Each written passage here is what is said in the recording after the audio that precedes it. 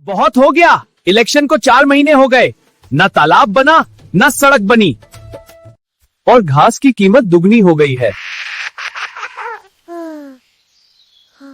MNA साहब ने कहा था हर दरख्त पर लाइट लगेगी। वाकई चाचा? लेकिन क्यों? लाइट तो नहीं लगी, मगर उनके घर के बाहर नई गाड़ी जरूर आ गई। ओ! अरे अरे, क्या हो रहा है? हम तो दिन रात आवाम की खिदमत कर रहे हैं। बस थोड़ा सब्र करें, तरक्की का काम जारी है। कौन सी तरक्की? हमें तो कुछ नजर नहीं आ रहा।